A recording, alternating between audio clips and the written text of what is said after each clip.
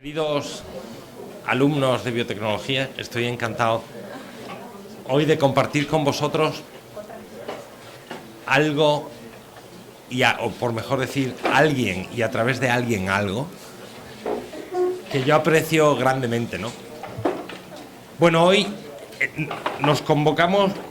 estamos convocados en esta segunda conferencia del ciclo de formación del Instituto Newman, a quien agradezco todas las facilidades que ha puesto a nuestra disposición para que hoy podamos disfrutar de este acontecimiento. Y digo que es un acontecimiento porque no es un hecho cualquiera, ¿no? Mi maestro siempre decía que un hecho es decir sí. Si te piden, ¿quieres un vaso de agua? Sí, es un hecho. ¿Quieres a María por legítima esposa y prometes amarle y serle fiel todos los días de tu vida? Sí, es el mismo hecho. Desde el punto de vista fáctico es lo mismo. Sin embargo, uno es un simple hecho y el otro es un acontecimiento. Es decir, algo que es decisivo en la biografía de un hombre, de una persona. La biografía de una persona no se compone de hechos, sino de acontecimientos.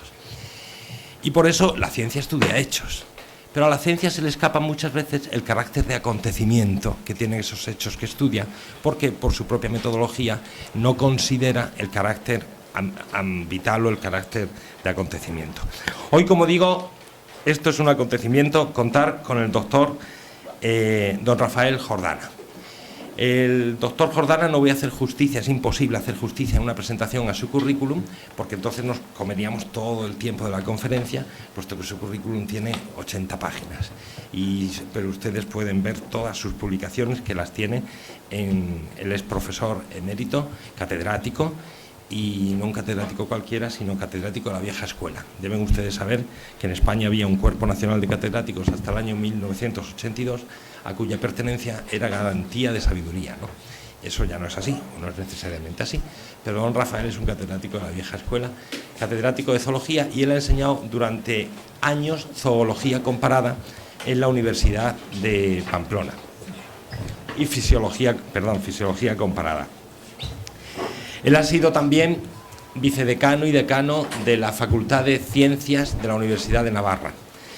Él ejerció su cátedra en primer lugar en la Universidad de La Laguna y después en la Universidad de Navarra, donde montó realmente la Facultad de Ciencias. Él ha estudiado, y nosotros lo conocimos, yo a don Rafael lo conocí, bueno, pues porque buscábamos una persona en el equipo de investigación de antropología integral que tenemos en esta casa, buscábamos una persona que nos enseñase paleoantropología. Y buscando durante mucho tiempo, encontramos a don Rafael, que es una persona que ya en 1988 había publicado un artículo que está a su disposición, y en ese artículo, que aunque después de él ha habido muchísimos descubrimientos paleontológicos, las tesis que mantienen ese artículo son plenamente vigentes. Incluso él aventuraba allí algunas hipótesis, o se pueden aventurar de la lectura, algunas hipótesis que el desarrollo de los fósiles encontrados no han hecho más que confirmarla. Es decir, que su visión sobre el origen del hombre fue profética en su tiempo, y aún sigue siéndolo hoy. Pero no porque sea profeta, porque ha sido iluminado por una musa, sino por una sencilla razón. Porque más allá de los datos que usa la ciencia, y eso creo que es algo que podemos aprender mucho de su persona, él es capaz de interpretar esos datos a la luz de algo tan sencillo como el sentido común. Que no siempre todas las interpretaciones de la ciencia gozan de ese sentido común, que no tiene su sustrato sino en la filosofía, en la metafísica. No se puede leer la ciencia sin metafísica. Siempre os he dicho que sin metafísica no se puede vivir, pero es que sin metafísica no se puede hacer ciencia. Y si se hace y luego se reflexiona sobre ella, sus conclusiones pues son equivocadas. Eso es lo que yo aprendí de don Rafael escuchándole, que era una persona que verdaderamente cuando se plantea el problema, y es un problemón, el de cuál es mi origen, de dónde vengo, el problema de los orígenes, ya sabéis que toda antropología es origen, naturaleza y propósito del hombre. Cuando se plantea el problema de los orígenes, no se puede hacer sin la ciencia, pero no se puede hacer tampoco sin el auxilio de la inteligencia que interpreta esos datos científicos. No podemos forzar a la ciencia a decir lo que en ningún caso la ciencia dice, hay que saber muy bien lo que dice la ciencia para a partir de ahí comenzar la reflexión filosófica. Y eso yo lo aprendí de él, que es muchísimo aprender. Y quería compartir hoy con vosotros este rato y sobre todo a don Rafael, ¿no? Creo que podemos aprender de lo que dice, pero sobre todo podemos aprender de quién lo dice y de la actitud de científico, de la actitud de universitario, de la actitud del ponente, porque al final la ciencia no se da sin la persona, y la ciencia tiene por objeto que el hombre se sitúe en el cosmos, y a eso ayuda, pero no responde totalmente. Y él es una persona que sabe ir más allá de las fronteras de su disciplina para comprender el puesto del hombre en el cosmos, sin hacer violencia a las afirmaciones que proceden de la ciencia básica, ¿no?, de la cual él es un gran conocedor. Como digo, no he hecho mucha justicia a su currículum oficial de publicaciones, que es impresionante, pero creo que he hecho justicia sobre todo al perfil de universitario de quien podemos aprender mucho hoy. Le agradecemos muchísimo el esfuerzo que ha hecho por estar hoy con nosotros, y sin más dilaciones le cedo la palabra para que desarrolle esta conferencia. Nos va a hablar del status questionis, es decir, del estado de la cuestión del origen del hombre. Y además hay recentísimos descubrimientos que él nos va a contar, y que todavía solo sabe una parte pequeñísima de la humanidad, yo creo que él y el que lo escribió, ¿no?, porque son de antes de ayer. Bueno, sin más, don Rafael, muchísimas gracias y bienvenido a la Universidad Francisco Vitoria una vez más, y le cedo la palabra para comentar. Pues muchísimas gracias por esta presentación en boca de un filósofo que, como es lógico, hablan maravillosamente, porque han aprendido a hablar. En cambio, los científicos, pues hablamos de un modo diferente. Es decir, decimos cosas más o menos coherentes y que interpretamos a partir siempre de algunos datos, de algunas cosas. Yo voy a empezar con un chiste, porque creo que no... Un chiste en el sentido de que esto que ustedes ven aquí, que es esa frase que salió en el ABC Ciencia 2013, los humanos éramos 4 especies que se aparearon entre sí. Claro, es una frase que nace del Scientific American, de Human Hybrids.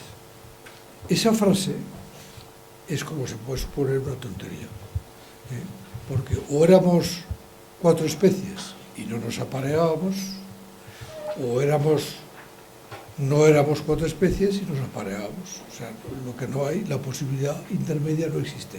Por tanto, esto es una tontería. Esto es lo que ocurre cuando la gente quiere hacer una cosa, que es que haya 4 especies, o 5, o 6, o 7, o 12 de hombres, todos sapiens o más o menos inteligentes, simultáneamente viviendo en el tiempo, que es, en definitiva, la tesis general que se observa en casi todas las revistas científicas de paleoantropología. Sencillamente es eso, y lo demostraré a lo largo de la conferencia, que esto es así. Por lo tanto, esta frase yo la pongo aquí, simplemente destaco algunas cosas, porque después quieren las diapositivas, estas las quieren para ponerlas ahí. Yo empiezo esta conferencia como doy por supuesto que el público es heterogéneo, que me han dicho que es un público que pertenece a lo, podríamos decir, a la biología molecular, principalmente, aunque sé que hay personas de otros ámbitos.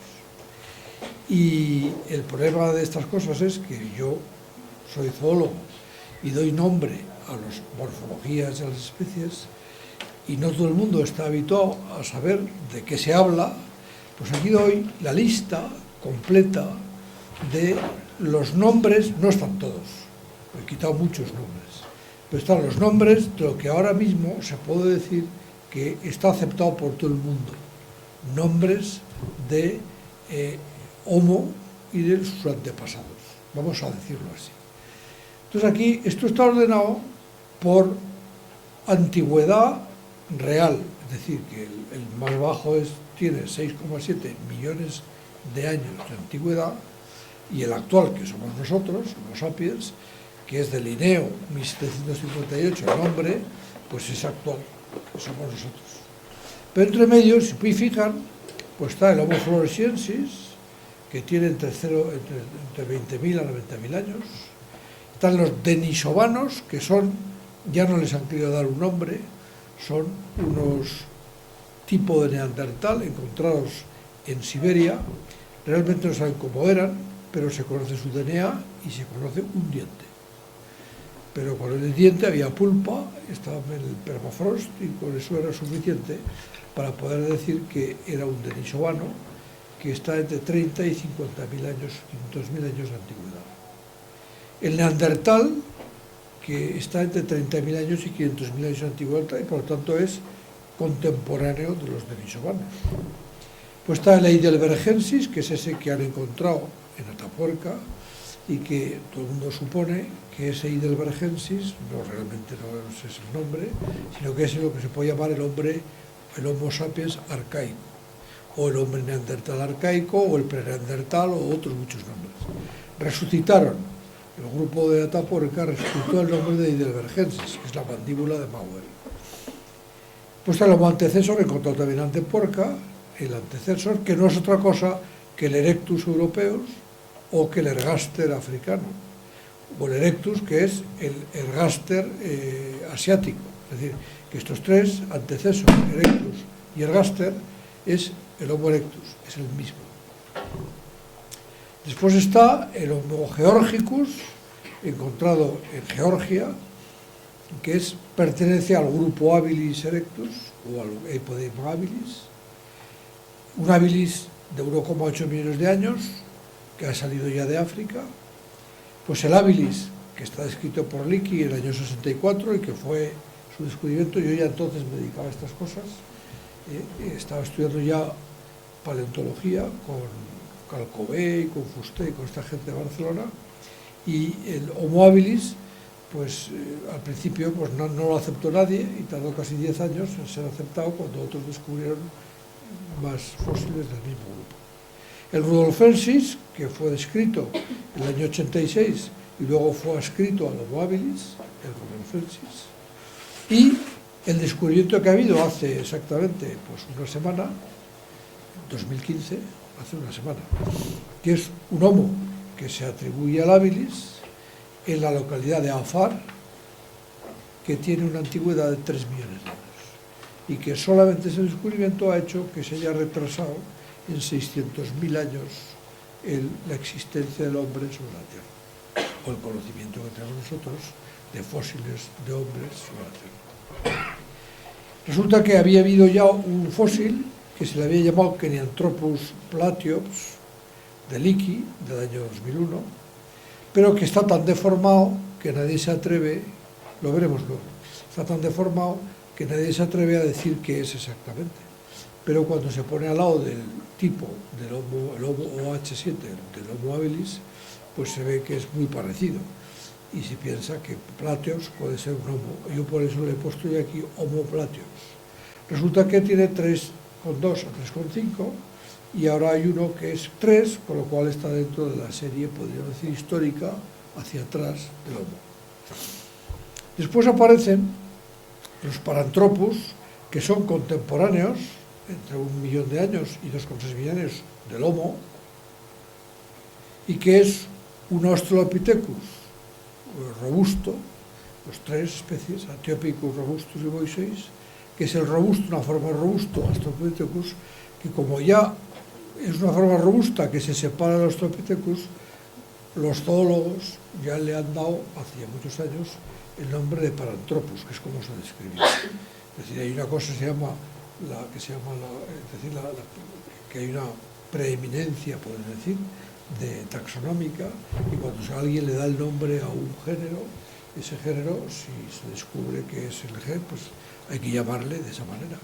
Y aunque esto mucha gente le llama Australopithecus robusto, realmente esto es un Paranthropus robustus, género distinto del Australopithecus. Entre otras cosas porque es un animal más robusto, es como la diferencia que hay entre un chimpancé y un gorila. Algo parecido. Pues están los Australopithecus, que el más reciente es el Sediba, que fue un descubrimiento en 2013, el que se describe en un artículo en Science, se describen 5 artículos en que se describe el Sediba, que entonces cuando se describe Sediba se dice que es muy próximo al hombre, y después se sabe, cuando uno estudia el artículo, se ve que es un animal arborícola, y por lo tanto, hombre, no es igual que un hombre, es Sediba. Anterior a él es Gary, anterior a él Africanus, que es África del Sur, que es de los primeros que se descubren, del año 25. Después está este Bergenzali, que es solamente hay uno. El Afarensis, que es Lucy, todo el mundo conoce Lucy, pues es el afarensis, que tiene entre 3,5 millones de años y que se suponía que afarensis o africanos eran el origen, podríamos decir, del Homo.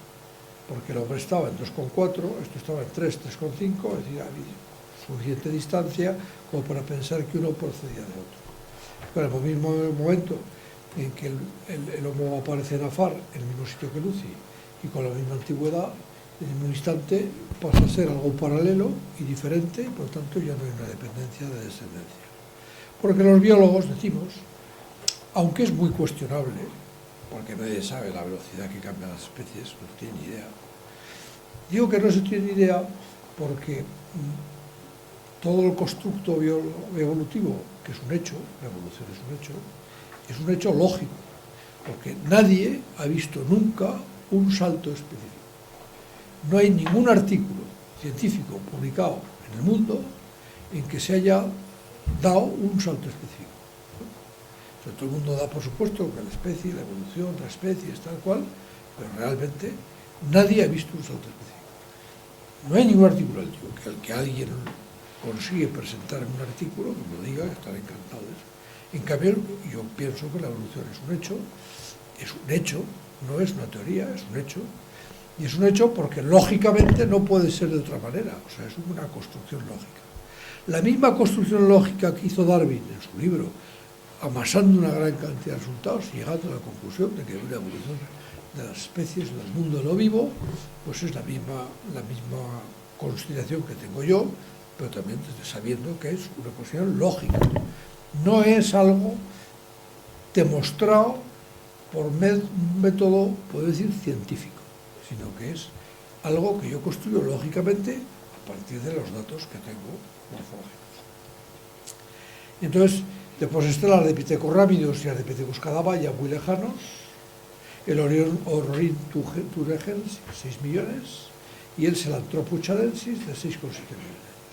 Y esto pertenece todos a una familia, era entonces Hominidae, luego fue Homininae, y ahora ya son Hominini, una tribu, porque dentro de ellos han metido, dentro de la familia Hominidae, han metido a Paniscus, Pantrolodites, que son los chimpancés, y a los gorilas. Es muy cuestionable, eso son cuestiones de taxonomía. ¿Por qué ocurre eso que quieren meter a Paniscus y lo quieren meter dentro del hombre? Porque quieren, hay mucha gente que quiere, que entre el chimpancé y el hombre haya la menor diferencia posible. Y los van acercando todo lo posible. De tal manera que te dicen continuamente que, vamos, que el 90% del DNA es el mismo. Pero claro, se olvidan de decir, y digo que se olvidan, porque se deben de haber olvidado, se olvidan de decir que entre el chimpancé y el hombre media entre 7 u 8 a 12 o 15 millones de años de distancia, y es una distancia hacia abajo y luego hacia arriba, por lo tanto son cerca de 30 millones de años de evolución divergente. En segundo lugar, tiene 24 cromosomas, todos los los gorilas, los orangutanes, el hombre tiene 23, por lo tanto quiere decir que ha habido fusión de los cromosomas, y esas fusiones son mutaciones cromosómicas. Las mutaciones cromosómicas son muy serias, producen normalmente, no son viables, y en este caso resulta que una fusión de 2 cromosomas, formando 1, 23, más 2 delecciones, más 2 translocaciones, más tal, de un total de 8 mutaciones cromosómicas, han producido un producto que es totalmente diferente. Para que se produzcan esas mutaciones cromosómicas, que nunca hablan de ellas, hace falta unas condiciones muy particulares. No se han visto nunca. Sin embargo, hay trabajos sobre Citellus, las ardillas, en el que todas las especies se diferencian por el número de cromosomas. Y por lo tanto, quiere decir que es un modo de aparición de especies, probablemente, en las mutaciones cromosómicas. Aunque sabemos que las mutaciones cromosómicas son suficientemente serias para que tengan muchos problemas, ¿no?, en la evolución. Bien. Y esto es la misma diapositiva, pero ordenada de tal manera que aquí está el Homo y aquí están los australopithecus. Si se fijan, aquí hay unos contemporaneidad del Paranthropus boisei-robustus con Erectus, Clarasta. Aquí está el Paranthropus etiopicus, contemporáneo con el Rudolfensis, que es el habilis. Y resulta que ahora Lucy y esta gente pues es contemporáneo con Homo Afar y con el Piranthropus plancho. Claro, con lo cual resulta que se va retrasando el conocimiento del hombre y se va adelantando el de los australopithecus, con lo cual empiezan a ser dos líneas paralelas, cosa que ya había vaticinado en su Filogenia Leakey en el año 64. Cuando se descubre en el año, en este año, en el año afarensis, en el año 75 se descubre por Johan Hansen, descubre afarensis, Lucy, Leakey ya dice que en esa localidad hay material de Homo, pero que no han sabido distinguirlo. Pues ahora es cuando se acaba de descubrir en Afar, en el mismo sitio, se ha descubierto una mandíbula de Homo habilis. Por lo tanto, pasa a ser lo mismo. Bien, decía que se quiere unir el chimpancé y el hombre. Aquí tiene usted chimpancés y bonobos, y estos son el hombre. Esto es un estudio de Meyer del año 2014 en el que se describe la relación de un hueso, el DNA mitocondrial, de la cima de los huesos con los denisovanos. Porque hay un sueco, que es Pavó, que se ha dedicado a la purificación del DNA antiguo. Y ha ido consiguiendo sacar DNA antiguo, mitocondrial y luego nuclear, y purificarlo suficientemente para poder saber grandes secuencias, y de tal manera que un primer estudio que hizo es el estudio de los neandertales, en el que demostró que neandertales y europeos del norte tenían una derivación, había una derivación, es decir, que grandes cantidades de genes del neandertal de mutaciones neandertales, se encuentran en los irlandeses, ingleses, en las poblaciones del norte de Europa. Por tanto, europeos que están relacionados con neandertales. También descubre que los denisovanos tienen unas mutaciones relacionadas con inmunidad y que se encuentran en todo el oriente asiático. Por lo tanto, eso es DNA antiguo. Y entonces le pide al grupo de Atapuerca, le pide que le dé un hueso del Heidelbergensis, que teóricamente es un sapiens arcaico o Neulemauer o parecido. Y por fin se lo dan. Necesitan 2 gramos para poder trabajar con eso, es cargarse un fósil, ¿no? Y se lo dan, y sorprendentemente lo que aparece es que el señor que encuentran, el Heidelbergensis de la cima de los huesos, pues realmente es un denisovano o un predenisovano. Es decir, que es un hombre antiguo, neandertal antiguo, pero no neandertal, sino relacionado con los denisovanos, que están relacionados entre sí, neandertales y denisovanos. Pero los denisovanos están relacionados con los asiáticos y los neandertales con los europeos. Por lo tanto, tenemos ahí un grupo de fósiles que son el sapiens, neandertal, denisovanos y el Heidelbergensis, que son lo mismo. Por lo tanto, nos hemos cargado, podríamos decir, o hemos hecho desaparecer, es decir, todos los nombres relacionados con Heidelbergensis, podemos llamarle perfectamente sapiens a todo. Bien. Resulta que el Heidelbergensis es suficientemente antiguo para que sea contemporáneo con Erectus. Es decir, con antecesor, Ergaster y con tal. Y con el Erectus, que salió de África hace 1,9, 1,8, por ahí millones de años. Entonces, claro, resulta que esta conexión, que es posible, o esta derivación de ese hombre antiguo con el Erectus o grupo Erectus habilis, tal, pues puede ser posible. Entonces tendríamos que decir que el Homo habilis, Homo erectus, Ergaster, todo ese conjunto de hombres, son hombres hacia el sapiens. Eso lo veremos luego con el tema de las culturas. Resulta que se hace un estudio de neandertales y de los humanos actuales, pero ya con DNA no mitocondrial, sino DNA nuclear. Y aquí se ve la relación de dependencia, aquí la probabilidad del ancestro neandertal de los europeos, y se ve que es una enorme probabilidad, de los asiáticos, hay una enorme probabilidad, y los africanos no tienen ninguna probabilidad. Es decir, los africanos no son dependientes neandertales. Esto quiere decir que los neandertales y denisovanos son un producto que salió de África y que no ha vuelto a África. Por lo tanto, los africanos no tienen relación con neandertales ni con denisovanos. Por lo tanto, quiere decir que ustedes saben que había como dos teorías, o hay como dos teorías en el asunto de la paleontología, y es de que hay una salida de África, había una teoría, que era la teoría de las razas regionales, que hay una salida de África, se establece en el sur, y de ahí van a ir saliendo los chinos, los diferentes los grupos raciales, etc. Eso es lo que se llamaba la teoría regional. Y había otra teoría que era la autoáfrica, que es que todo sale en África, pero sale en África el Homo habilis y se marcha, sale en África el Homo erectus y se marcha de África, sale en África el Homo sapiens y se marcha.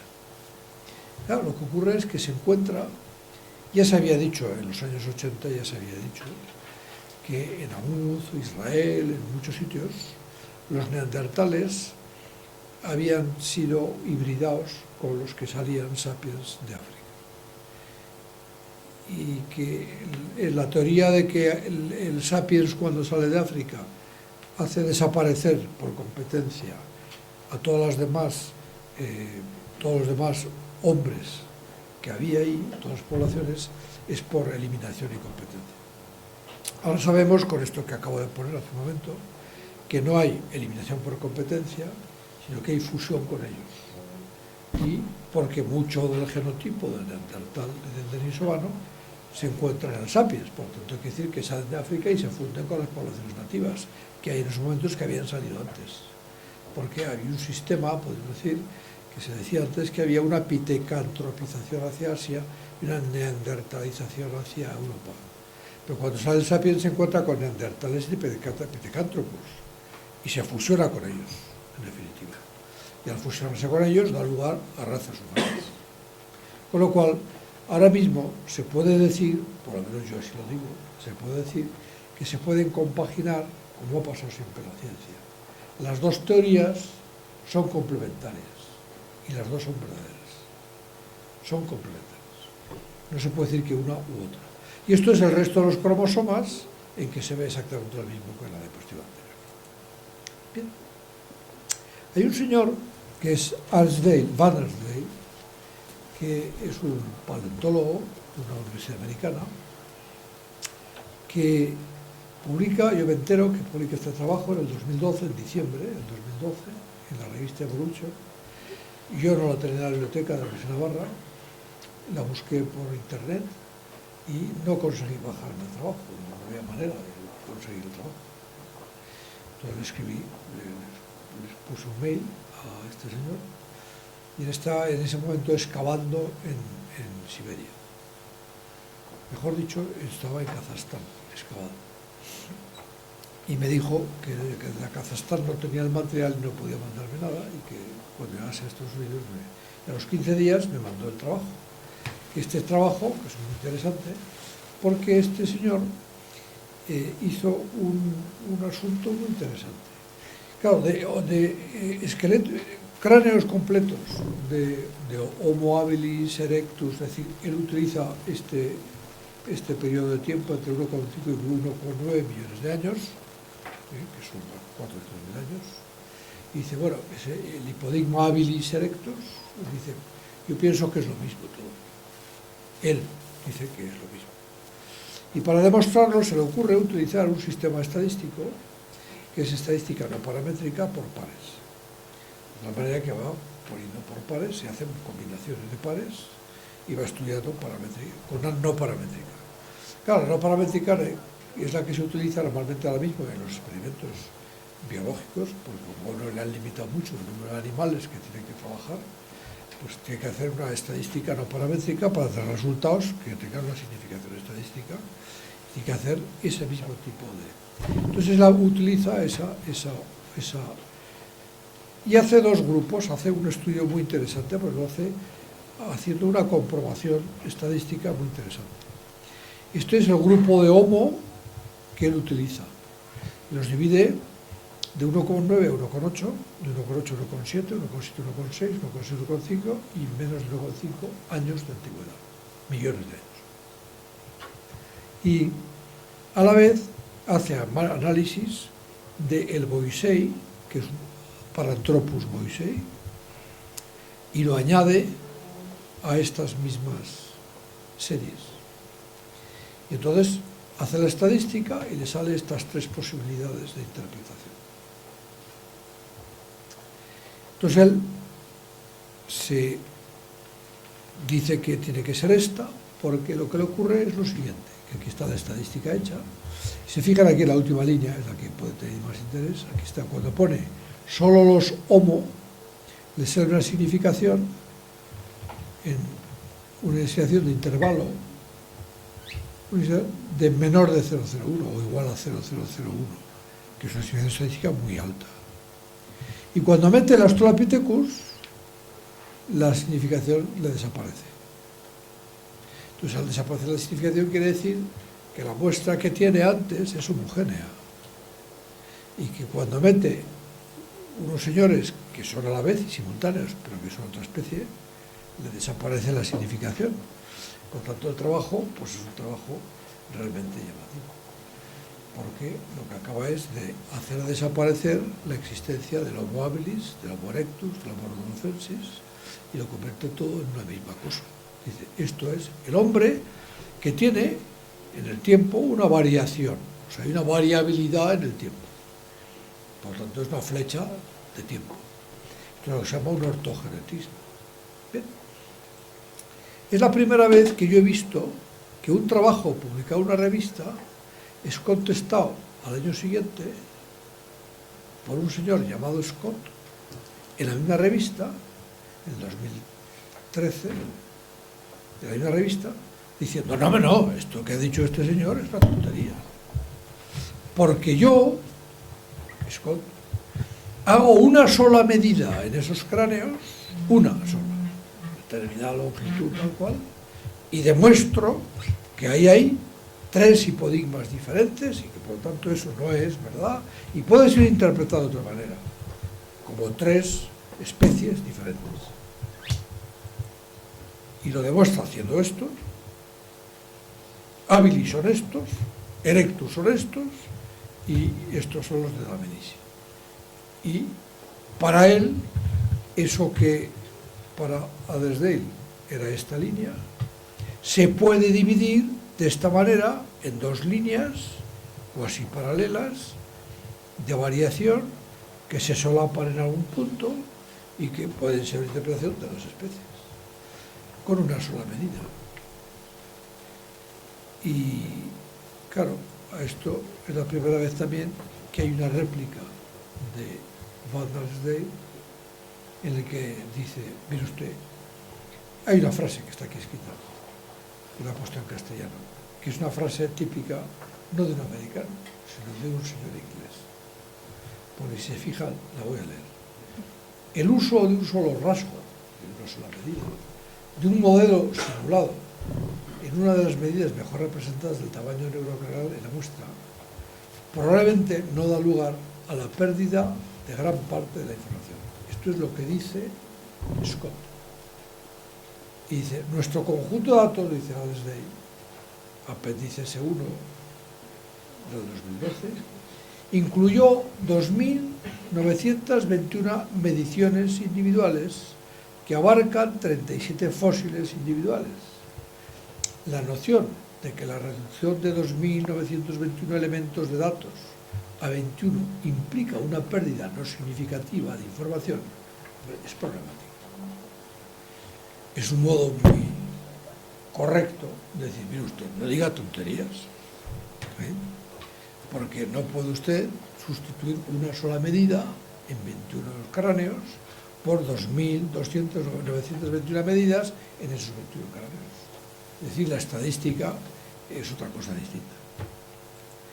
Pues es un caso curioso, porque son 3 trabajos en 3 años sucesivos, que es el trabajo, una contestación, echándose al cuello de un señor, ¿verdad?, para decirle al otro que tiene razón, y el otro que se defiende. Pero lo mismo pasa con este trabajo, que es, hace un año me parece que se descubre un 5.º fósil en Dmanisi, Georgia. Y lo descubre Lotnitze, es un señor de un nombre impronunciable. Son todos los nombres georgianos. Yo he estado trabajando en mi laboratorio ahora con un georgiano que ha venido a trabajar conmigo durante 2 meses y claro, es una cosa impronunciable todo lo que dicen, ¿no? Son las cuevas, los nombres de los bichos, tal, es una cosa impronunciable. Aquí hay una Marcia Ponce León, que sí es perfecta, pero claro, Billy, el señor Zollikofer, es decir, son nombres bastante difíciles de pronunciar. Seguramente están mal pronunciados. Bueno, pues este señor describe que en Dmanisi encuentran un fósil nuevo que es un Erectus, pero lo encuentran en la misma capa de 1,8 millones de años de antigüedad donde está descrito el Homo georgicus, que es un habilis. Y por lo tanto, en el mismo estrato temporal de 1,8 millones de años, encuentran 5 fósiles que tienen una morfología diferente, en tamaño, en proporciones, etc. Y dicen, este señor descubierto, que es el Homo erectus, se puede interpretar, son estos los fósiles de Georgia, son estos de aquí, se puede interpretar de esta manera, es decir, una especie en evolución que tiene una enorme diversidad morfológica y que va creciendo en el tiempo.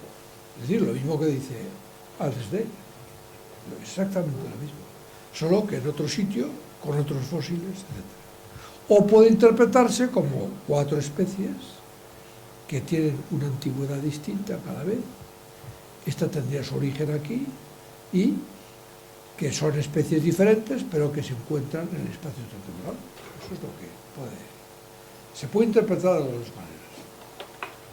Pero estos se adhieren a esta interpretación. Y se adhieren a esta interpretación porque le sale que si estudian los Paniscus y Pantroglodites, le salen en un eje de coordenadas, esto es una representación de componentes principales, estos son los ejes, entonces le sale en la parte inferior izquierda, de abajo negativo, en los 2 ejes, le salen todos los chimpancés. Y en la parte superior derecha le salen todos los homos y aquí en medio un poco le salen los suyos, ¿no? Estos son los homos habilis y esto es una línea claramente que va por aquí. Esta línea, en cambio, es una línea casi paralela al eje. Por lo tanto, dice, bueno, aquí hay un cambio morfológico muy claro y aquí hay menos cambio morfológico.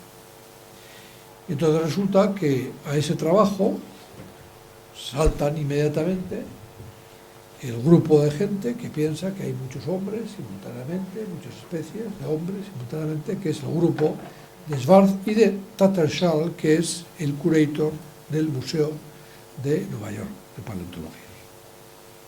Muy correcto, que dice que los Pipneses no tienen lo que dice eso es una cosa muy atrevida, que eso no puede ser, que Georgicus es una especie perfectamente definida y que además, pues él tiene todos los fósiles del Homo erectus en su museo, que son estos, Trenil, Sanguirán, tal, y dice que estos son, pues claro, tienen una cierta variación morfológica. Pero vamos, que no es para tanto.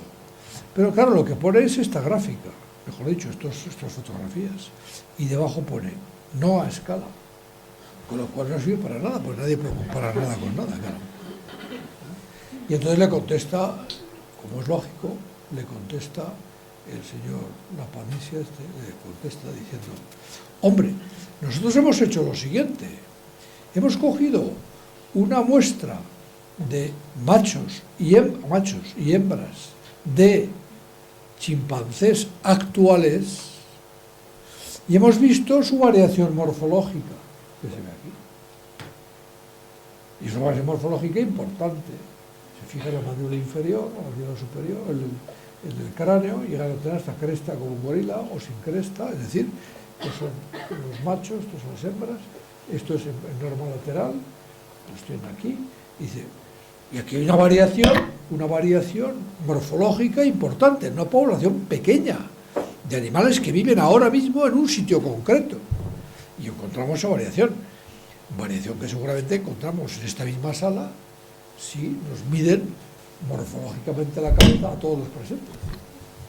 Seguramente sale una dispersión, sale una nube de puntos, como es lógico. Y dice, ¿cómo hemos hecho esto en todas estas normas? Y nos sale que hay una variación morfológica, pues pensamos que la variación morfológica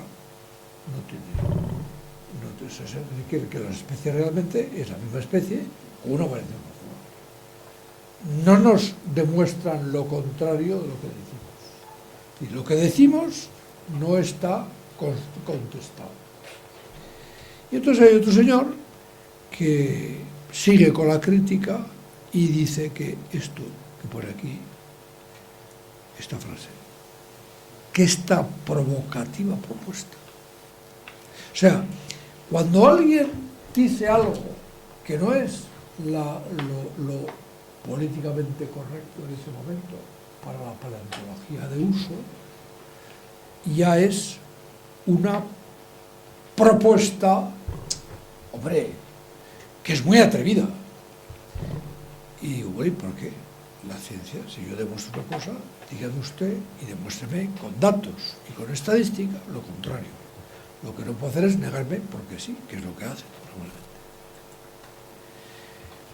Esto es la primera parte, eso es una cosa muy interesante, saber que eso ha ocurrido y que es la primera vez que yo he visto a un señor que publica un trabajo y le contesta en una revista a un grupo contrario y él se defiende. Y por segunda vez en el mismo año pasa lo mismo en 2013, 2014, 2015. Es decir, que aquí hay una guerra. Eso significa que científicamente hay una guerra. Eso es lo que significa, no significa otra cosa. Bien, yo ahora les presento dónde están distribuidos todos estos señores. Este es el mapa del mundo. Entonces aquí abajo aparece el Homo plateops y el hombre de Afar, que están aquí. El plateops está al oeste de Turkana y el Afar está en esta localidad, en Etiopía, está el que acaban de encontrar. Y aquí aparece el siguiente conjunto de datos, es el Homo habilis rudolfensis georgicus, lo que se puede llamar el hipodigma habilis, que es georgicus, rudolfensis, y están, como pueden ver, en el este africano y en Georgia. Después tenemos aquí el hipodigma ergaster erectus antecessor. Son tres nombres para dar lo mismo.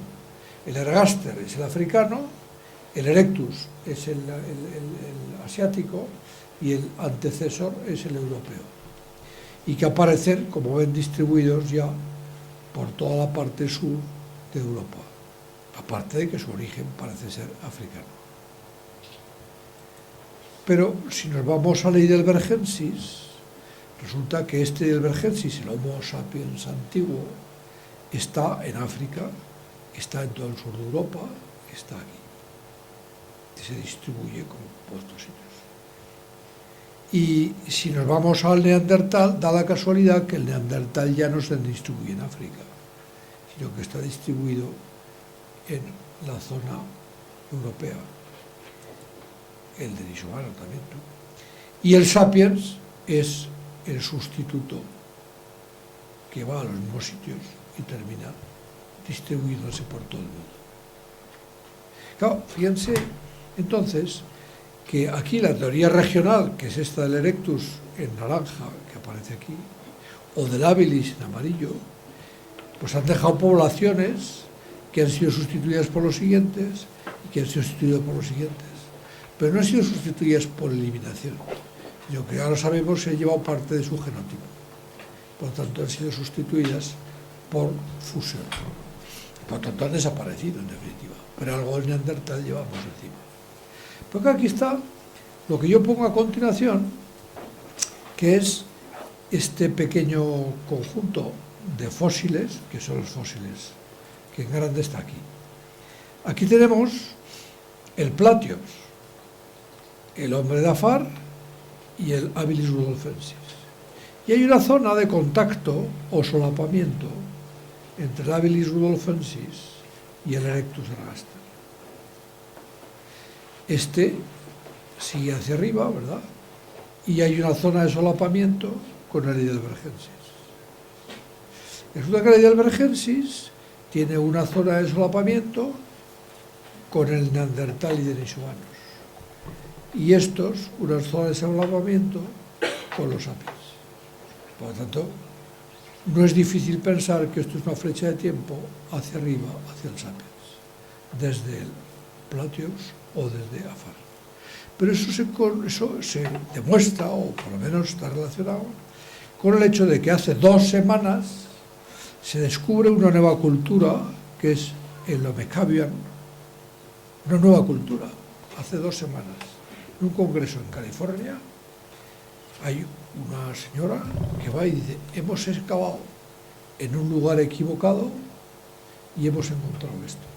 Digo lugar equivocado porque se habían ido al lago Rodolfo y habían querido ir al este del lago Rodolfo. Se equivocaron de carretera y fueron al oeste, que es donde se había encontrado el Kenyanthropus platios, el Homo platios. Y ahí descubrieron una serie de instrumentos líticos un poco más primitivos que el oldovaniano, de mayor tamaño, pero que claramente en el Congreso todo el mundo está de acuerdo en que son instrumentos realizados por el hombre. Y el día del Congreso, hace 3 semanas o no sé si, dijeron, bueno, pues está claro que el Australopithecus o el Kenyanthropus producían estos. Lo que ocurre es que una semana después se encuentra a 3, perdón, tengo que ir a patas. Esto ya es un lío.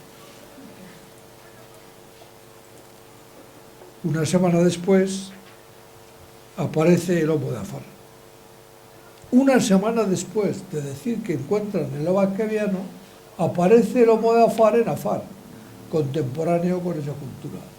Ha pasado lo mismo que pasó con el descubrimiento de la cultura oldovaniana, que se descubre el año en que se descubre el Australopithecus y se le atribuye al Australopithecus.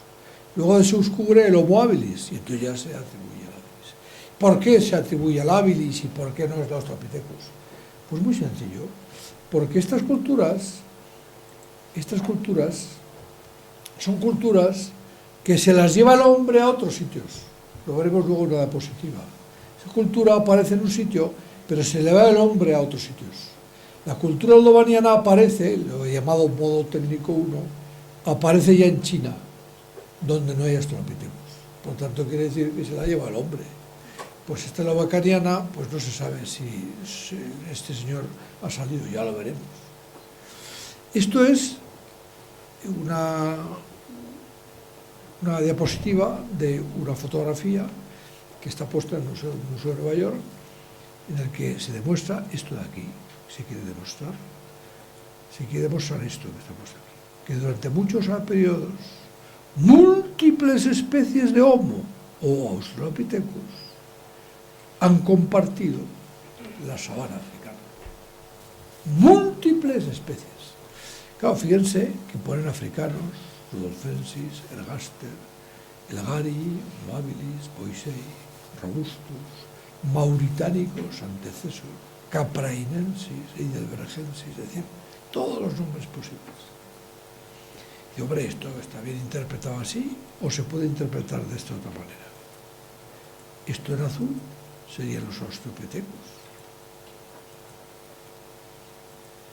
Estos serían los Paranthropus. Esto sería el Hipodigma habilis. Y este sería Neandertales y Sapiens. Se puede interpretar de esa manera.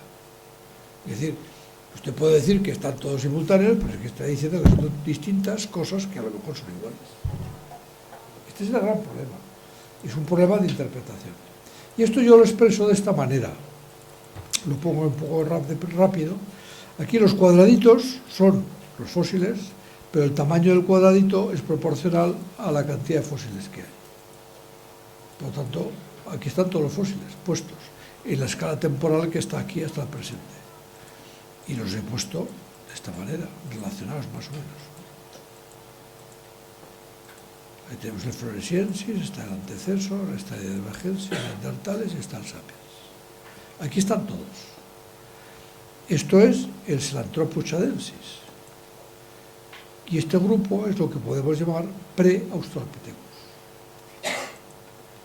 Este grupo son los Australopithecus graciles. Y dependiente de ellos están los Paranthropus, que es la adaptación al comer raíces y todas esas cosas. Y aquí tenemos el Hipodigma Homo, que abarca el resto. Y que tiene, desde aquí hasta aquí, una flecha de tiempo. Va de 3 millones de años. Yo lo había empezado hace tiempo en el Kenyanthropus plateus. Ahora ya puedo decir que hay un Homo en Afar, el Homo habilis. Por lo tanto, tenemos una flecha de tiempo. Como resulta que se ha demostrado que el Homo habilis, el Homo erectus, el Homo rudolfensis y el Georgicus es lo mismo, y que se ha demostrado que el Antecesor e Heidelbergensis están relacionados, y que el Heidelbergensis, el denisovano, el Neandertal y el Sapiens son lo mismo, pues podemos decir perfectamente que el hombre es hombre desde el principio. Y que además, conforme se van encontrando más homos, cada vez se distancia más, que es una filogenia, que ya había dicho Louis Leakey, en el año 64, ya había dado esa filogenia, como diciendo, hay un Homo especie indeterminada, de 4 millones de años de antigüedad, que es paralelo a los Australopithecus. Y la relación entre ambas no existe. Si nos vamos a las culturas, aquí está la cultura que acabo de encontrar, se acaba de encontrar, el Homo-acabaniano, mayores que el oldovaniano. Esta es la cultura oldovaniana, que tiene su origen a 2,5 millones de años y dura hasta hace 300.000 años. Fíjense que el modo técnico 1, que es como se llama, el modo técnico 1, tiene 2,6 millones de años en África, 1 millón de años en Europa y 300.000 años en Asia, 0,3 millones de años. Por lo tanto, se la ha llevado. Quien sea, se la ha llevado. Por lo tanto, es una cultura que se ha transmitido. Para transmitir una cultura hay que hablar, Y si lo hablaba, mire usted, si decía cómo había que dar, el martillo hay que ponerlo así, y esto hay que golpear de esta manera, eso no se hace por movimientos, hay que explicarlo. Por lo tanto, quiere decir que esta gente ha transmitido una cultura, y la ha transmitido hacia esa cultura del oldovaniano que pertenece al habilis, se encuentra en China hace 300.000 años, no en el habilis, sino en el erectus, porque no ha recibido la herencia del achelense, que es del erectus europeo. El achelense es esta cultura que comienza hace 1,6 millones de años y termina hace 120.000 años. Es decir, que es contemporánea con el modo técnico 3 y con el modo técnico 1 y con el modo técnico. El modo técnico 2 es contemporánea con los otros dos. Contemporánea. O sea que, dependiendo de la cultura que ha recibido uno y de dónde ha venido, pues utiliza un modo u otro para hacer sus herramientas, hasta llegar a esta cultura superpaleolítica, magdaliense, salutrense y yunaciense, que hay figurillas, hay hueso, hay tal, y hay cosas de otro tipo, hay arte. Bien.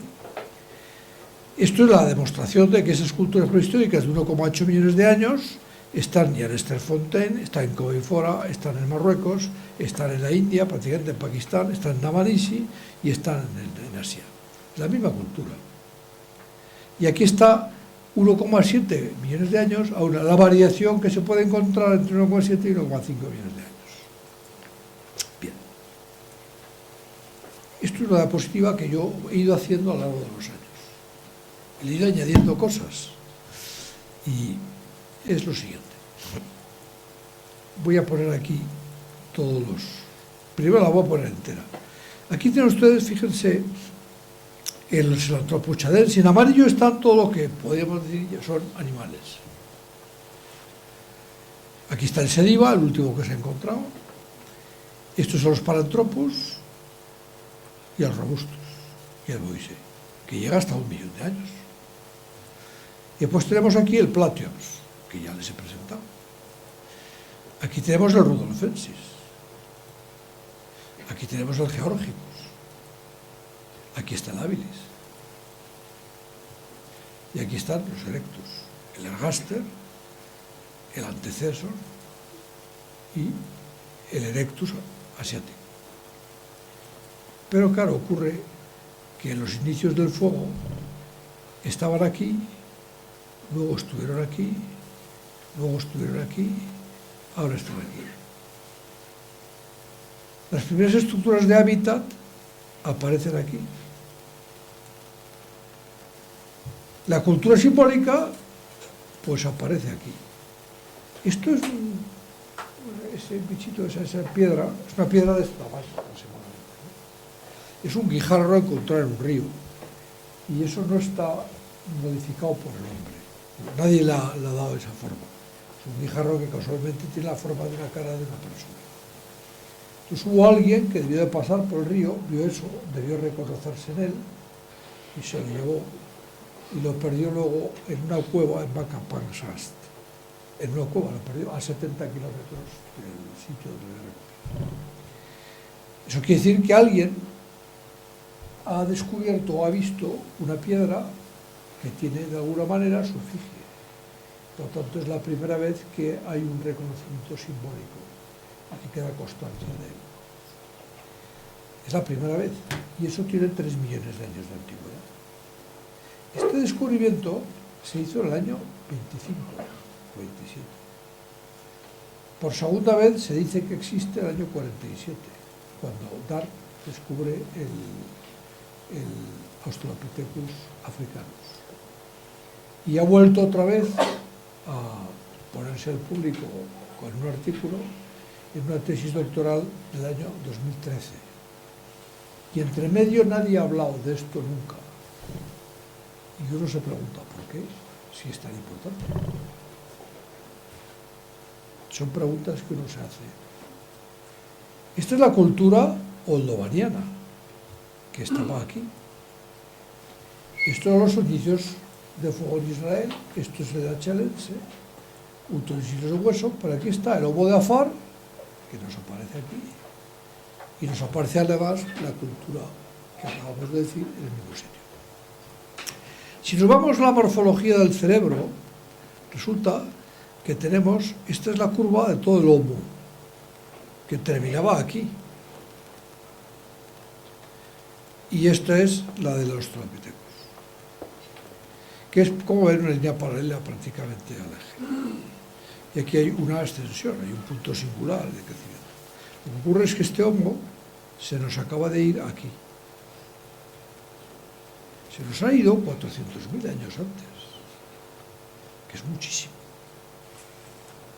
Y el punto singular que yo he llevado siempre de singularidad, en el Homo habilis algo pasa, porque esto es el Australopithecus y esto es la tangente a la curva de crecimiento exponencial prácticamente desde el habilis hasta el Homo sapiens y el Neandertal. Bueno, esto ya son cuestiones filogenéticas, son cuestiones de cómo se pueden interpretar las cosas. Estos son grupos. Esto ya no tiene, son cosas que sí. Ahí está. Esto tiene 3 millones de años, pero la siguiente figurilla es esta, que tiene 500.000 años. Entre medio hay un hueco enorme, pero es una figurilla que tampoco está hecha, es una figurilla también casual, que alguien se ha llevado. Pero esto ya no es casual, esto tiene 300.000 años. Ya son rayas que tienen algún significado que desconocemos. Esto tiene 70.000 años. Y después hay un aspecto muy interesante. Esto es un hombre de Dmanisi, Georgia. Y ha vivido sin mandíbula, por tanto prácticamente no podía masticar y me quedan las papillas. Y ha vivido hasta que se murió sin mandíbula. Por lo tanto, cuidaban, hace 1,8 millones de años, cuidaban socialmente a la gente que estaba minusválida. Y eso se ve también en Atapuerca, en que este niño de 5 o 8 años de edad tiene un cerebro que seguramente en el parto ha tenido algún problema de penques asimétricos en su cráneo y por tanto tenía que tener unos problemas psiquiátricos, psicológicos o lo que sea. Sin embargo, ha vivido hasta los 8 años de edad. Alguien le ha cuidado.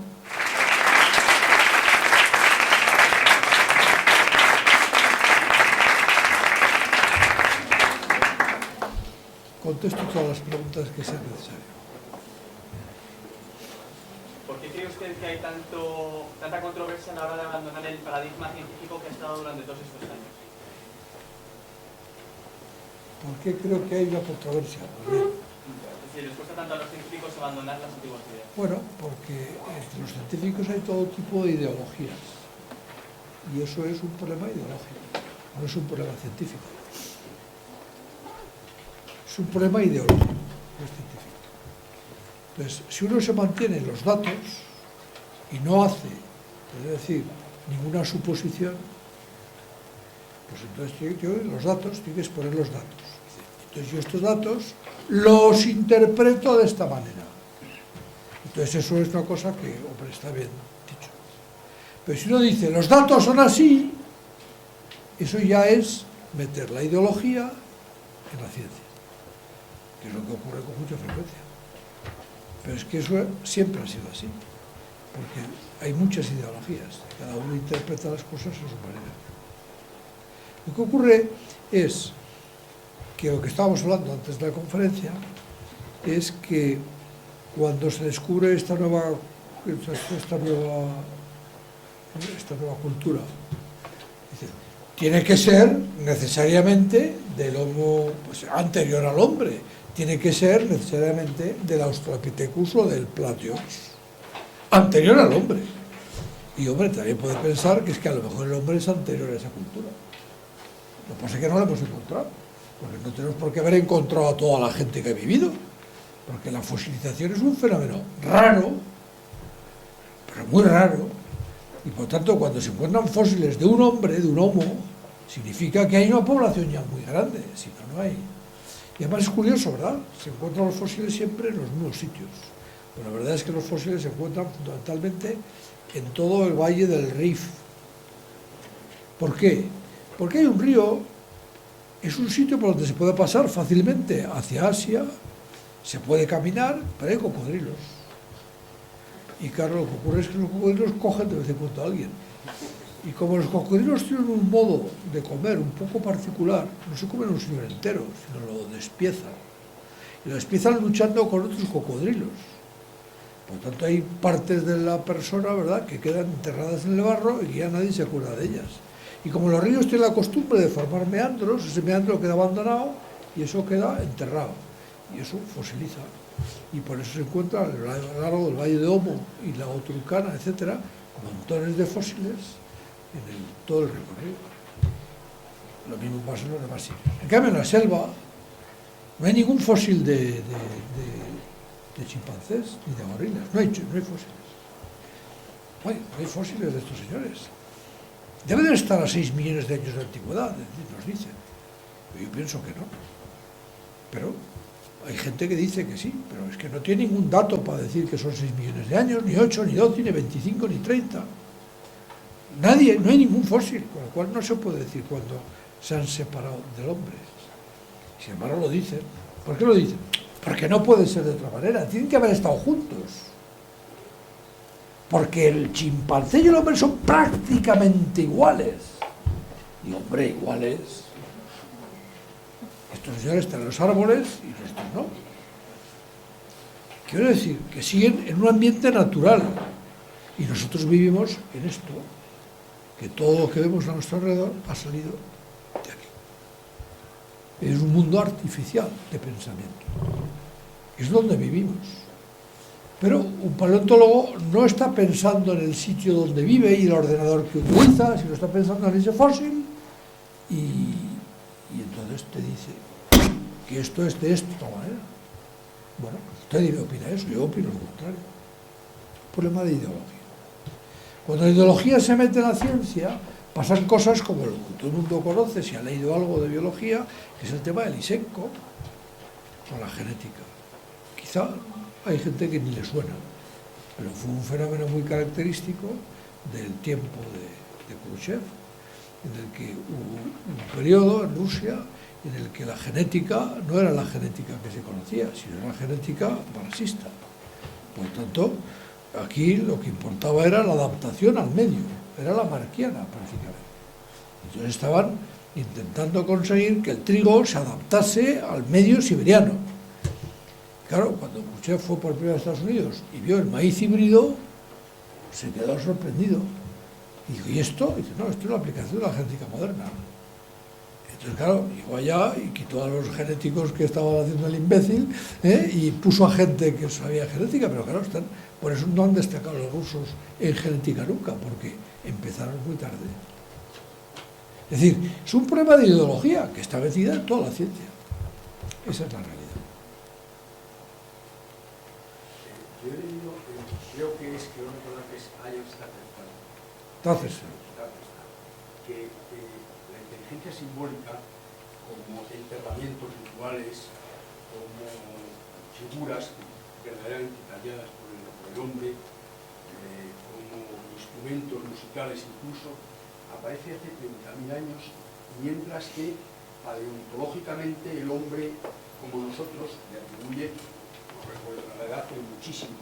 Entonces, afirma que hay, dice que hay algo que pasó, que no se sabe explicar qué es lo que pasó y habrá posibles cosas que no sabe, que hizo que apareciese en ese momento la inteligencia simbólica.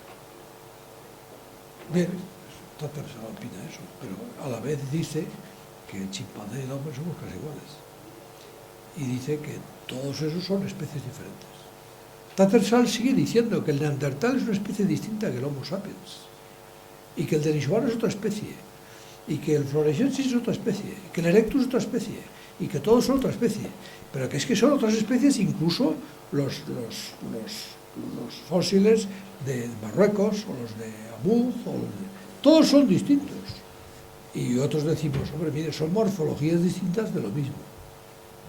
Porque usted ahora se pone a medir, va a encontrar desde los pigmeos del Kalahari y de las selvas africanas del Congo y de Gabón, hasta el sueco de tal, pues, hombre, unas diferencias, vamos, abismales, en tamaño, en todo. Y dice, ¿y eso que son especies distintas?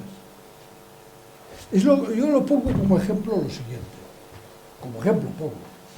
Luego, como soy fisiólogo y soy biólogo, pues puedo poner otros ejemplos además del hombre, ¿no?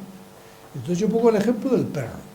El perro tiene hace 10.000 años aparece como un derivado o domesticación del lobo. Es Canis lupus familiar. Bueno, ya me han dicho, es Canis lupus. Bueno, el coyote también es Canis lupus. Y sin embargo lo dan como una especie distinta. El lobo es el lobo gris, el lobo tal, el lobo de aquí, el de allá, todos los lobos son lo mismo, Canis lupus. Pues claro, si uno con los perros, se mira los perros, y entre un chihuahua que cabe aquí y un mastín del Pirineo que cabe aquí, no hay reproducción. Son especies distintas. Pero como hemos visto su producción a lo largo de pocos años, sabemos que son la misma especie. Pero si esos mismos diferentes tipos de perros los encontrásemos como fósiles a lo largo y distribuidos por el mundo, los determinaríamos como especies diferentes.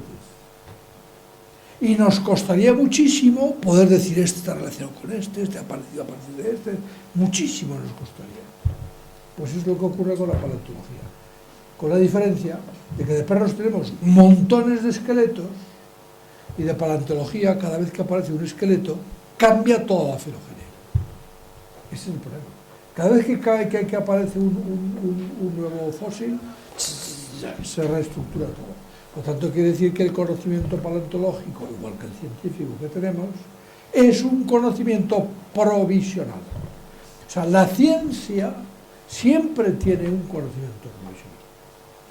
Estoy explicando desde 40 años fisiología animal comparada. Entonces yo siempre digo que he estado contando siempre mentiras. ¿Por qué? Porque ha habido años en que he explicado el olfato de una manera. El año en que se descubrió cómo funciona el olfato fue el año 84. Yo expliqué el año 84 mi lección correspondiente al olfato, que duraba varios días. Y al cabo de unos meses apareció el trabajo en el que se había descubierto que el olfato dependía de 500 genes que codificaban 1000 proteínas y que permitían la discriminación de 10.000 olores. Salió en un artículo. Y tuve que ir a clase con un artículo y decir, miren ustedes, yo les he explicado hace 2 meses esto. Pues olvídense, rompan los folios, voy a explicarles esto otro. Y repartía el trabajo, que cambiaba totalmente lo que había dicho. Todo lo que había dicho antes era, no mentira, pero eran aproximaciones a la realidad. La realidad era otra. ¿Qué voy a decirle? Cuando uno lleva muchos años explicando y resulta que no ha explicado un libro a lo largo de 40 años, sino que ha explicado lo último que se publicaba en las revistas de la especialidad, entonces resulta que cuando uno hace eso, se da cuenta de que la ciencia es provisional. Es un conocimiento provisional.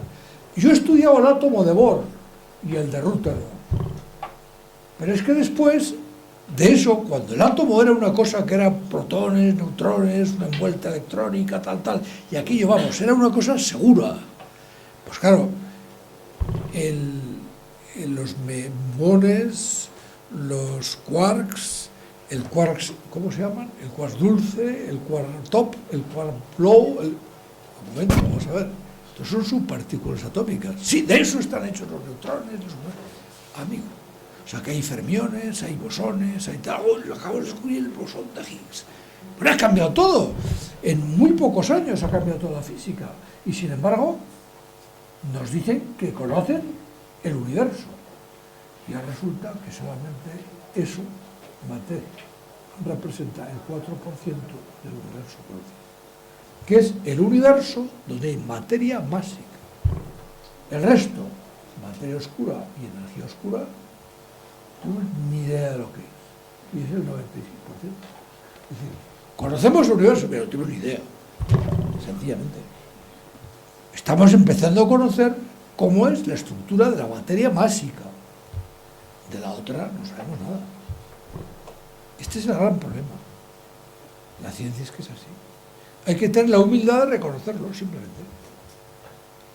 Cuando uno no tiene esa humildad, pues cree que ha hecho un descubrimiento, vamos, que es la repera. Es el mejor descubrimiento, esto es, vamos, es único, es un hecho. Pues sí, es un hecho, pero tampoco es para tanto. El Heidelbergensis no existe, y hasta hace poco era, vamos, un hecho tras otro. El Heidelbergensis de Atapuerca no existe, es un denisovano. Este es el problema.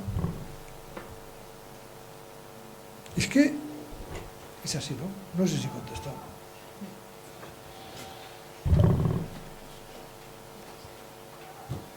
Señores de molecular, ¿no? ¿Alguna pregunta? ¿Tendrían gente de molecular? Yo sí tengo una pregunta aquí, un comentario. Rafael, vamos a ver. Preguntaba Jota que efectivamente yo tenía la misma pregunta, hemos coincidido. ¿Qué causa en la comunidad científica que salgan zarpullidos por decir que el género Homo es igual a la especie, ¿no? Que más o menos es lo que, si yo no he entendido mal, usted defiende, ¿no? Que cualquier hombre de tantas especies como hay definidos, pues en el fondo, y conozco su pensamiento, son morfoespecies, pero que realmente hay una sola especie. Y que eso provoca, como usted ha dicho aquí, es una provocativa propuesta, ¿no? No, lo he dicho. Efectivamente, lo dice ahí, que es la respuesta que tiene de que esa es una provocativa propuesta. Y usted le respondía a Jota diciendo que vale, que es una ideología. La ideología no es un conocimiento científico de la realidad. La ideología es un conocimiento, bueno, es un relato sobre la realidad. En el fondo la ideología es un mito. Y hace 25 siglos nos constituimos en civilización europea porque salimos del mito en pos del logos.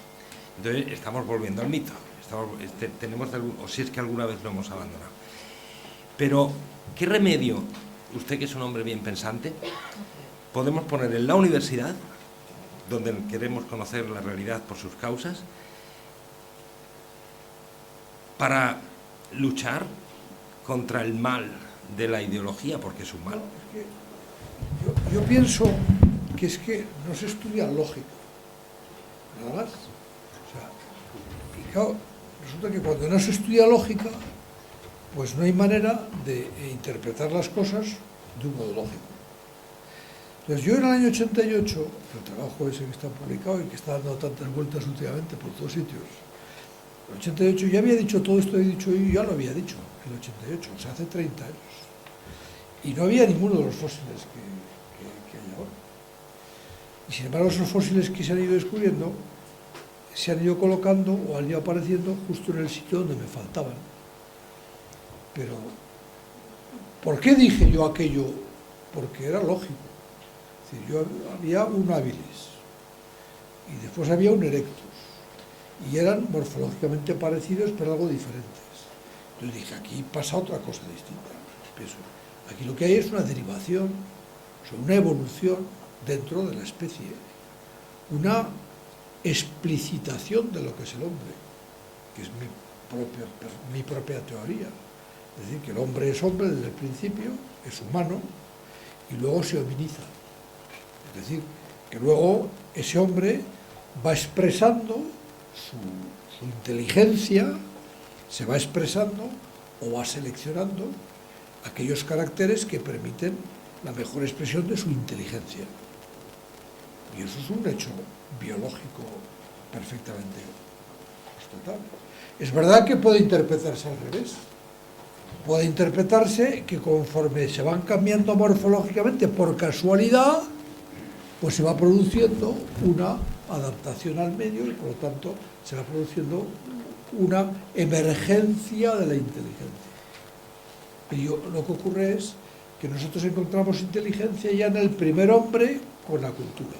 O sea, el primer homo que aparece en la biología ya tiene una cultura, lo que indica que hay una inteligencia. Porque no hay ningún animal que hace una cultura. No, hombre, no, el chimpancé, mire usted, el chimpancé tiene palos y mira a ver si se puede pasar por este río y tal, sí. Pero el chimpancé coge ese palo, pasa el río y lo tira y sigue andando. No piensa que puede haber otro río y que necesitará el palo. Buscará otro palo, hará lo que sea, pero no es su palo. En cambio, si yo voy al monte, voy con mi palo.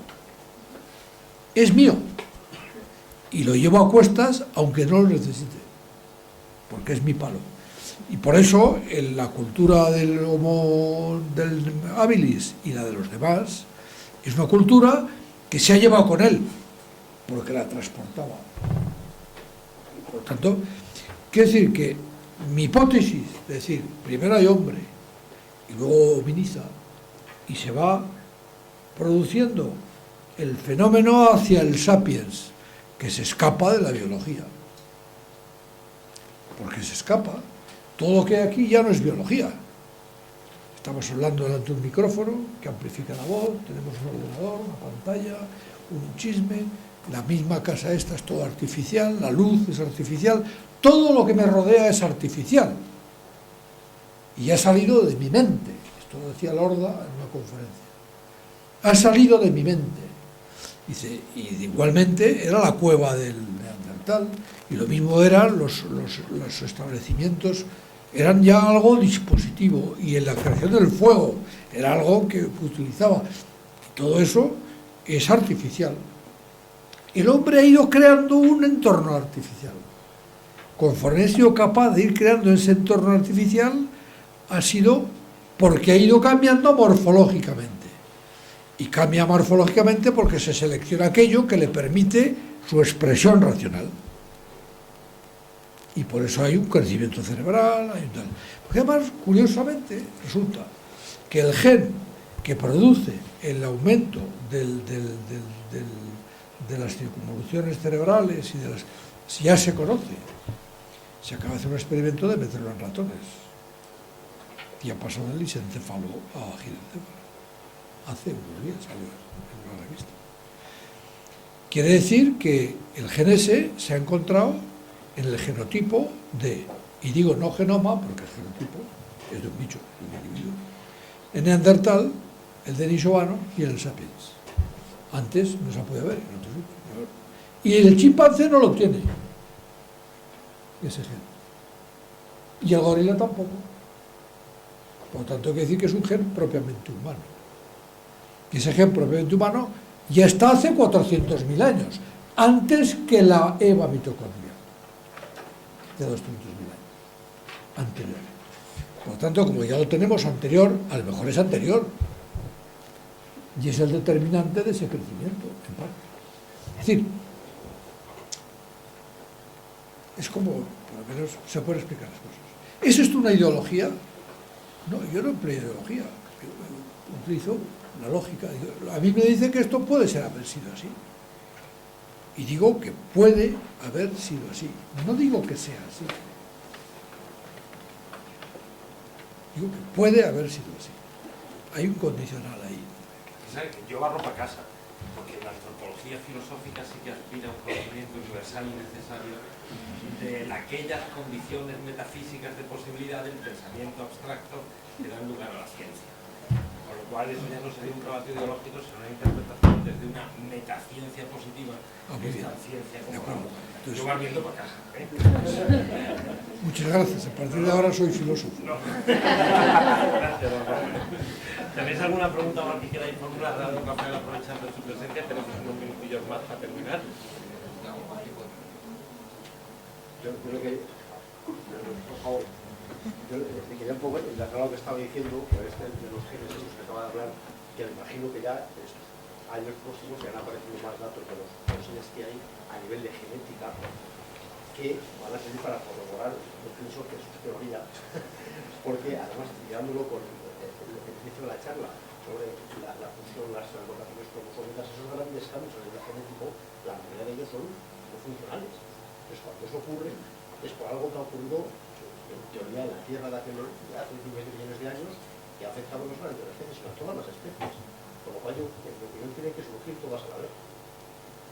Todas a la vez, en este nivel, ¿no? Para así decirlo, y cohabitar, y luego ya lo que ocurre que lo que tenemos es muy poco. Yo pienso que al final, en estas áreas de la ciencia, hay que hacer uso del método hipotético deductivo y también quizás un poco del inductivo.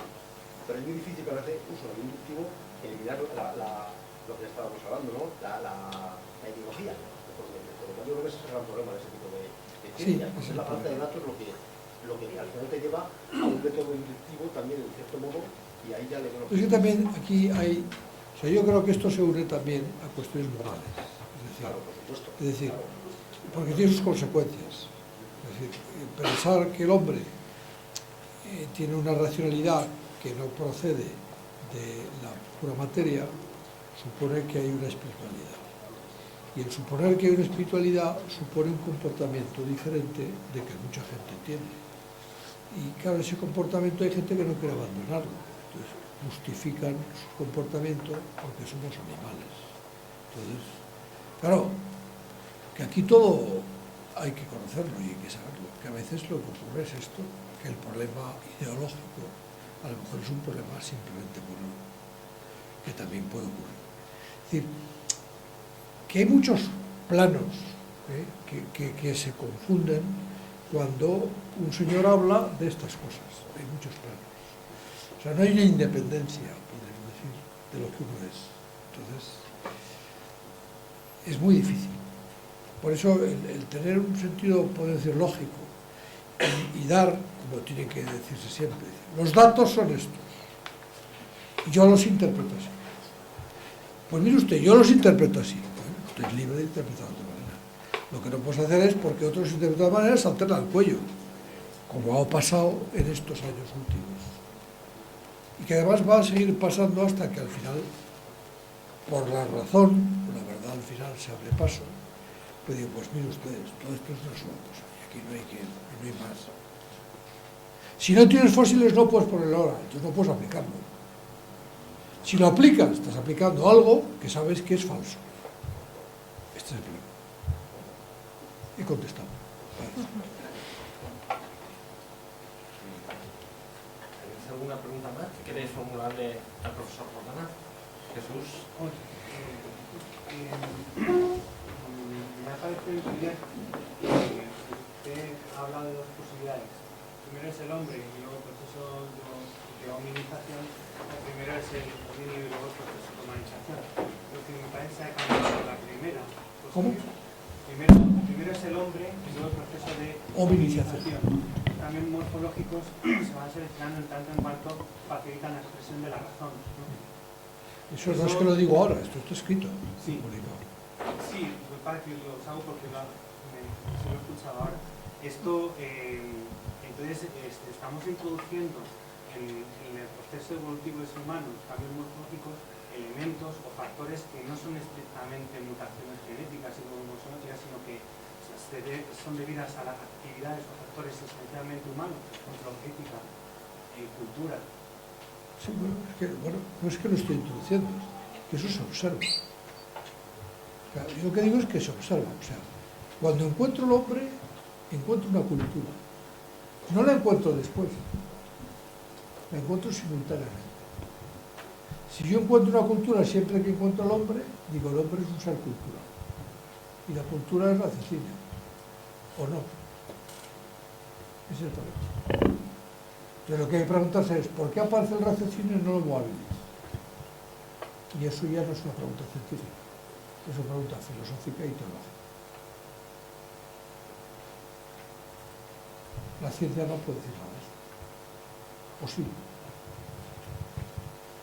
No. Eso no es una pregunta científica. ¿Es teología o filosofía? Eso es el origen de ella. Claro, por eso resulta que lo que está ocurriendo es que el hombre que parecía dependiente cuando yo estaba haciendo una carrera era totalmente dependiente de los primeros australopithecus. Había más de 1 millón de años de antigüedad y entonces se decía que para que apareciese una especie hacía falta 1 millón de años de separación. Porque la vida en las islas, que están separadas 1 millón de años de los continentes, hay especies endémicas. En las islas que no están separadas de menos de 1 millón de años, están las mismas especies que el continente. Y ese era el motivo por el cual se decía que la separación necesaria entre dos especies dependientes hace falta que fuese de 1 millón de años de distancia, de separación. Eso es lo que se decía en todo cuando estudiaba. Ahora ya no se dice eso. Pero es como se decía. Y por eso se decía que los australopithecus el lomo era dependiente de los australopithecus porque había 1 millón de años de distancia. Ocurre es que eso ha ido haciendo así. Y ahora son paralelos. Como ya no hay 1 millón de años de distancia, ya no hay dependencia entre ellos. Y si no hay dependencia entre ellos, ¿de quién depende? De algo anterior. Pues no lo hemos encontrado. Ese es el problema. No lo hemos encontrado porque no está, o no lo hemos encontrado porque no lo hemos encontrado, porque no ha fosilizado. No lo sabemos. Lo que podemos decir es que no lo sabemos. Ahora lo que sí que podemos decir es que cuando hay homo, hay cultura. Hombre, resulta que cuando hay australopithecus no hay cultura. Cuando hay homo y se lleva la cultura. Por lo tanto la transmite. Cuando hay australopithecus no se va a ningún lado y además no hay cultura. Ni la transmite. Que la gente saque las conclusiones que quiera a partir de ahí. Pero se pueden sacar conclusiones. ¿O no? Pues eso. Una breve reflexión me gustaría. Una breve reflexión a raíz de este coloquio de ahora. Si esto es así, podríamos deducir que la capacidad de raciocinio también del ser humano, complicando un poco la lógica, es capaz de haber producido modificaciones morfológicas. Por un tema absurdo casi, pero yo pienso dentro de X años todos nuestros hijos, por ejemplo, tendrán perfectamente un paladar, porque ahora hay aparatos que les han llevado a corregir las... Sí, pero eso no se va a transmitir genéticamente. Pero los fósiles que aparezcan sí aparecerán en un determinado periodo con una morfología característica y será la misma... Eso sí, tendremos el mismo problema, sí, pero será un problema a resolver hasta que encuentren un cadáver con el aparato. Y en ese mismo... En ese instante sabrán que ya no pueden seguir por ese camino. Ese es el problema. ¿La razón ha producido una modificación en algo? Sí, puede producirla. De hecho, se ha producido. Los fueguinos pues tienen una cabeza apepinada por un... Es decir, que bien, sí. Pero...